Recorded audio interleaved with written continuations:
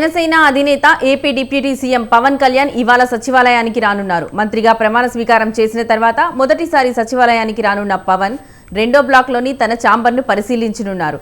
ఉప ముఖ్యమంత్రిగా రేపు తన ఛాంబర్లో బాధ్యతలు తీసుకోనున్నారు. ముఖ్యమంత్రి చంద్రబాబును ఆయన మర్యాదపూర్వకంగా కలిసే అవకాశం ఉంది.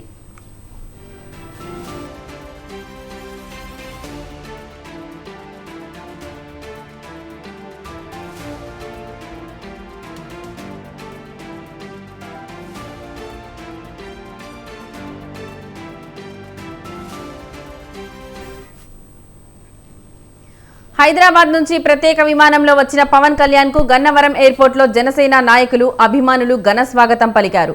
అనంతరం రోడ్డు మార్గంలో మంగళగిరి పార్టీ కార్యాలయానికి బయలుదేరి వెళ్లారు. కాసేపట్లో అమరావతిలోని సచివాలయానికి వెళ్తారు.